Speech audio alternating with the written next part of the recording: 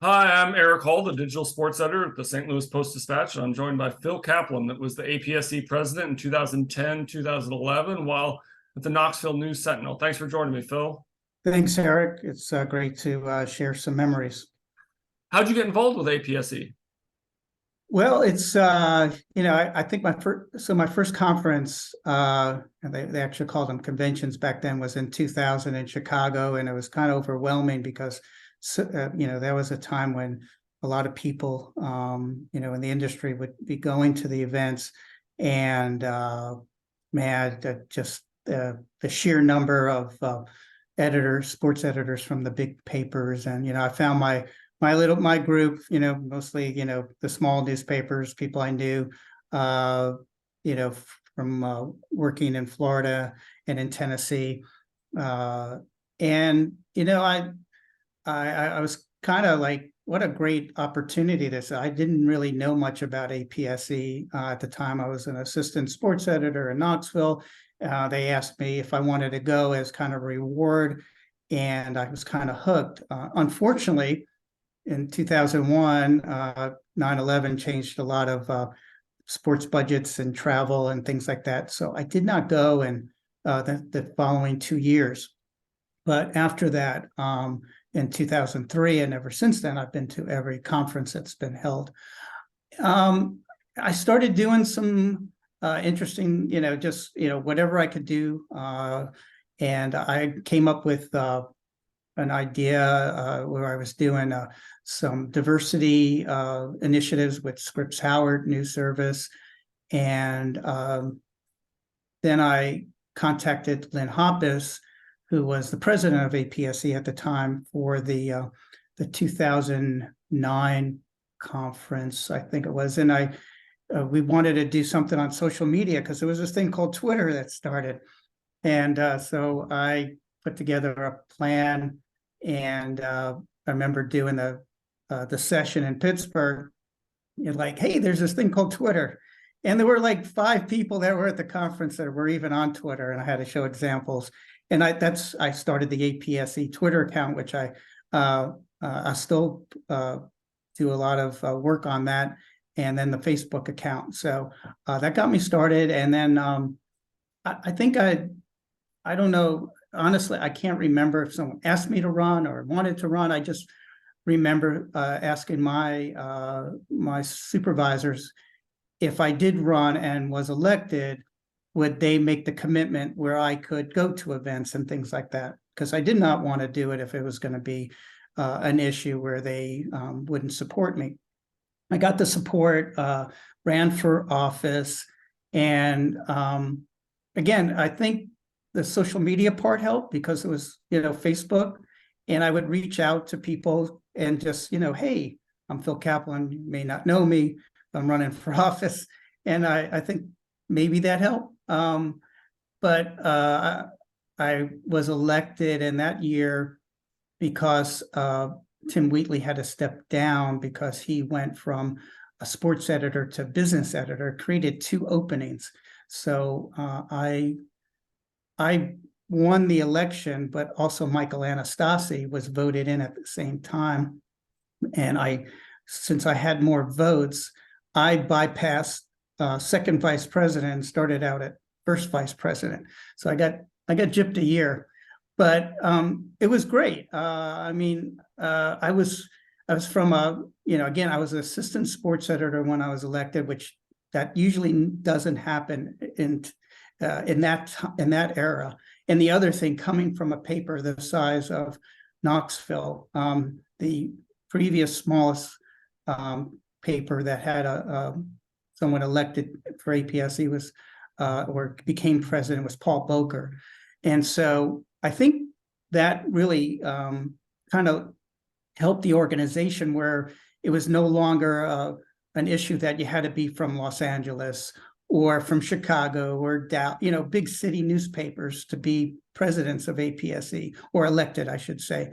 And I think that helped people like Tommy Dees and John Bednarowski and Mike Sherman and others that, as you see, you don't have to be from the biggest newspapers.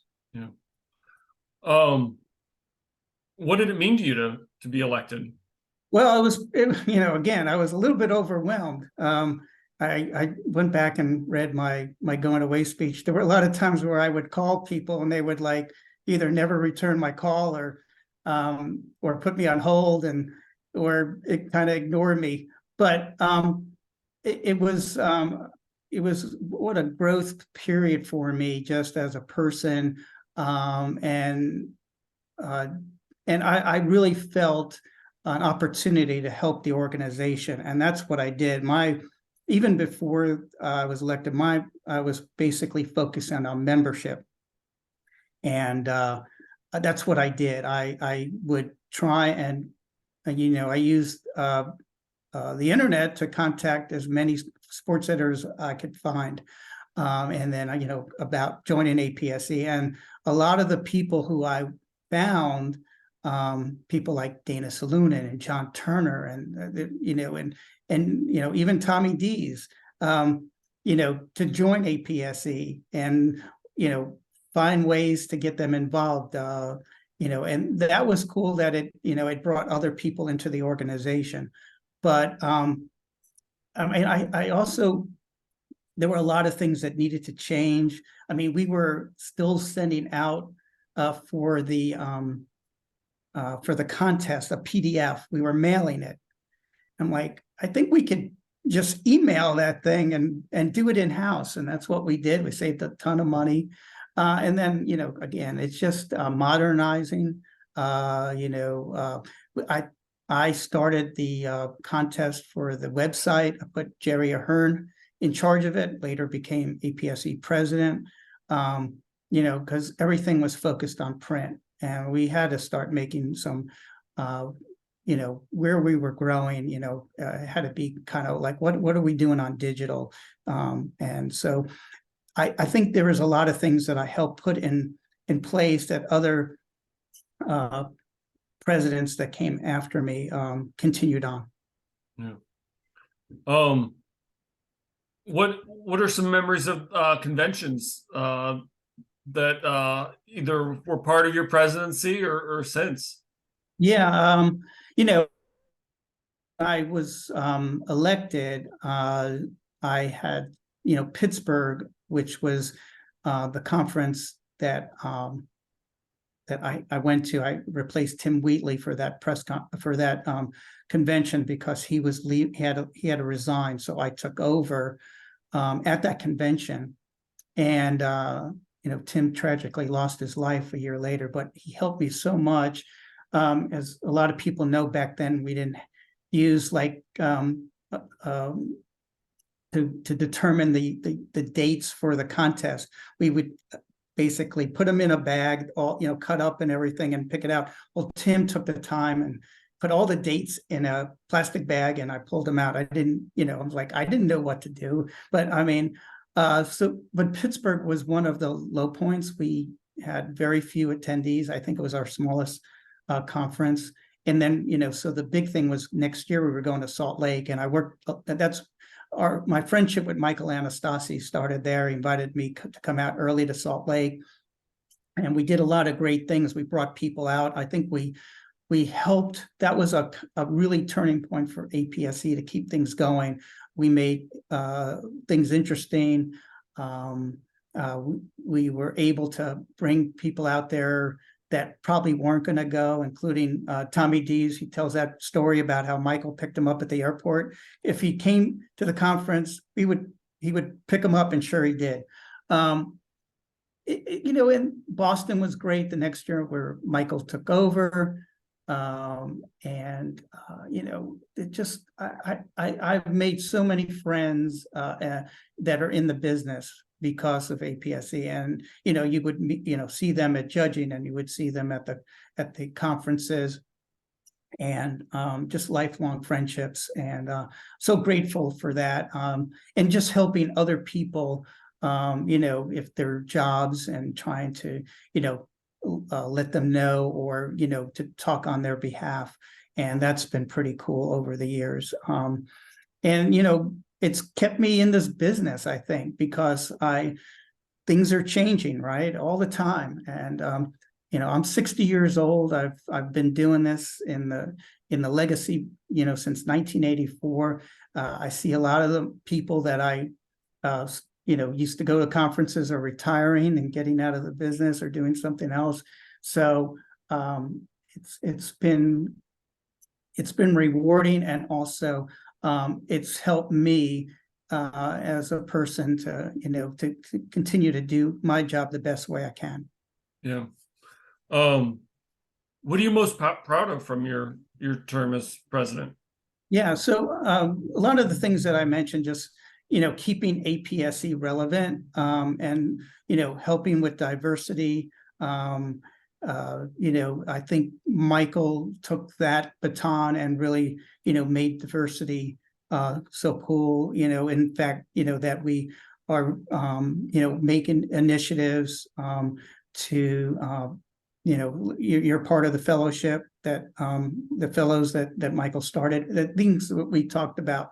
Because as when you're president, you don't have, especially in my term, I faced, instead of 3 years on the board, I had 2. Yeah. So I really had what I could do. Modernizing was important, kind of getting them into the 21st century, even though we were there. Just the contest, making it more digital, so other people could also make changes. And then again, like I said, by getting elected and showing that you don't have to be from a small newspaper or metro newspaper, giving other people those opportunities, and that's been great to see. And I'm just one person. But I've been lucky that for whatever reason, APSE presidents every year kind of reach out to me and like, Phil, will you do this, social this, and it's been cool to run the APSE account on Twitter. I mean, I know that, Yeah. but I don't know if a lot of people do it. But there's not many days I miss. I'm retweeting from pages, personal, there's this thing I find, if I just search for personal news, I'll find people that are getting new jobs or whatever, or just sharing news of people. There's been unfortunately, when someone dies, like sharing their obituary, and so other people know about it. I mean, there's a great legacy with all the sports editors and sports writers that have worked in this business, and that's one way, just sharing that information and letting people know. What advice would you have for future presidents of APSE? Yeah, I think it's the most difficult time, because the business, I mean, we always say the business is changing. Well, the business is always changing, and it's really difficult because you don't have the traditional membership from the legacy media. It's really, you can't depend on it. I would, and I brought this up to before, there has to be a way to change membership where you have to be, if you belong to a website, if you have a website, you don't have a standing newspaper, a print edition, you have to go through a process to be part of APSE. Usually it happens. I can't remember the last time. It's been quite some time. But if you have a print newspaper, you just pay your membership and you're part of APSE. Well, something's not right about that. To continue the growth, and that there's got to be other ways of this organization growing, because if it doesn't grow, there's just so much can be done with a small group of people. That's why I would ask the future presidents to find a way to grow the membership, and not so much focusing on legacy media, and finding whether it can be individual memberships for writers, which I know we do have writers' wings, but they don't have, you just join, but you don't have any, you can't vote, you can't enter the contest that way, and things like that. So that's going to be the most difficult challenge to, keep this organization going. Yeah. Um, is there anything else you want to add about your time as APSC president, or any other fond memories? Or Yeah, I mean, it just I can tell you one time, as our sports editors group, it's been, there's things that I've done like outside of work. There was a great trip to Ireland that George Rojas, Todd Adams, Nick Matthews, Kent Babb, Jerry Ahern, that John Turner, that we went to, and had a great trip. It's at that fellowship part, I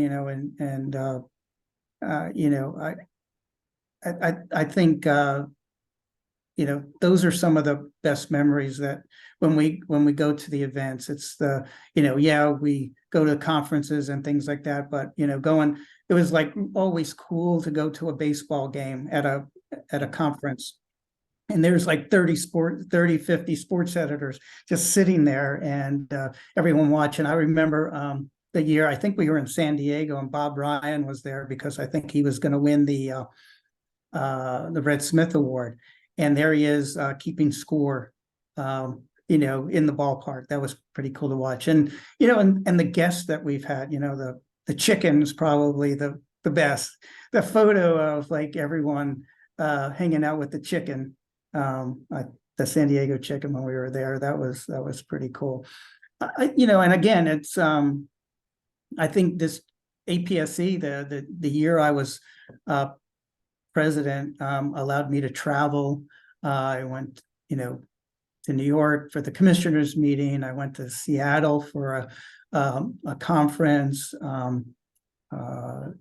for one of their region conferences. And, that's how I kind of got started. I was like, I did the conference that we would have for the Southeast, which you were also the chair for the region.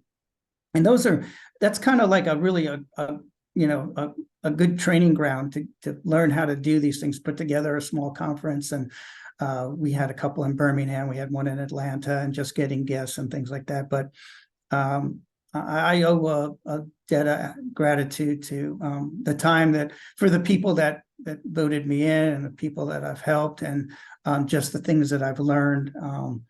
I really feel that if I wasn't part of APSE, or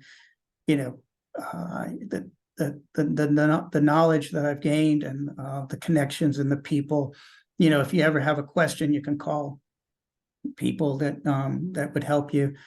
And again, the friendships. Yeah.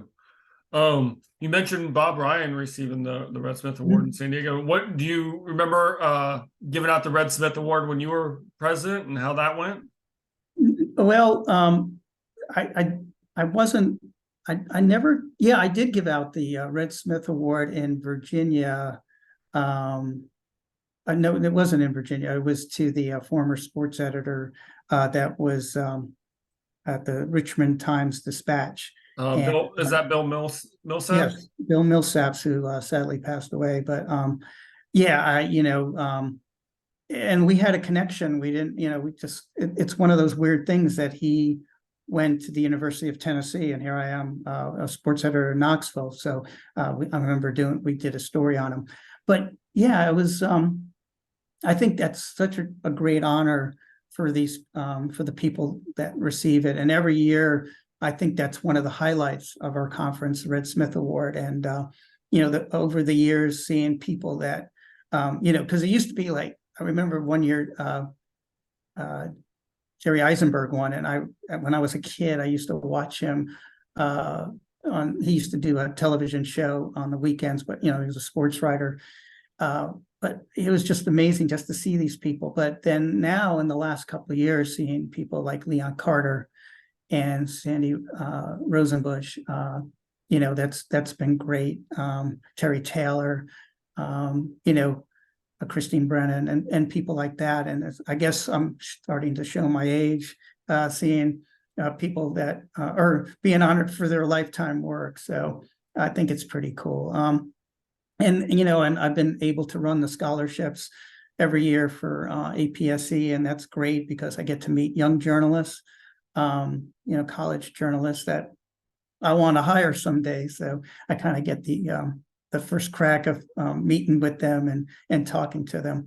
And I think one thing I didn't add that APSE has also helped me is I've become an educator on the side, teaching sports writing at the University of Tennessee the past 7 years. And those there's been two things. One, because of the ability to really feel like I understand what's going on in the business, but the ability to invite other journalists and sports editors to my class, which I don't think that's a normal thing for some of these classes that are taught on the university level, unless maybe there is a former sports writer or something like that. So that's been cool to allow the connections that I have and give that to the students who I teach. Talk a little bit. You talked about teaching. Talk a little bit about what you're doing now. Well, it depends when you ask me, Eric. As you know, I work. I'm still in Knoxville. Been at the News-Sentinel since 1996. But when Gannett took over the News-Sentinel, became part of a region, and I worked with Dave Amenhauser to start, and I was a college editor in Tennessee. Then when things changed, our region grew. We added Alabama, Louisiana, and Arkansas, and Mississippi, and South Carolina, and North Carolina. And it just changes all the time. Our region got a little bit smaller, but I've been, basically focusing on colleges, the University of Tennessee. And I've learned so much more about other schools because I have to know, here I am, I'll be watching games involving Clemson and Ole Miss and Mississippi State and things like that, which I probably never thought I would have to do, based in Knoxville. But I think that's pretty cool in that I get to work with a lot of reporters and get to help them and see a lot of opportunities to grow, the papers and the websites that I help, and doing it in a digital, thought first, and then if it ends up in print, great. But no, so that's been probably the biggest challenge is just, again, as I brought up, adapting to all the changes in the business. Is there anything else you want to add, Phil? No, I really, I'm looking forward to the conference and the former presidents that are going to be there. It's just an honor when we were in Indianapolis last year to see my name in the Red Smith room as a list of the past presidents is pretty cool. But it's just to be with the people that have led this organization and the people that are either going to continue to lead this organization. Just to be a small part of it has been great. Well, thanks so much for your time, Phil. Thank you, Eric.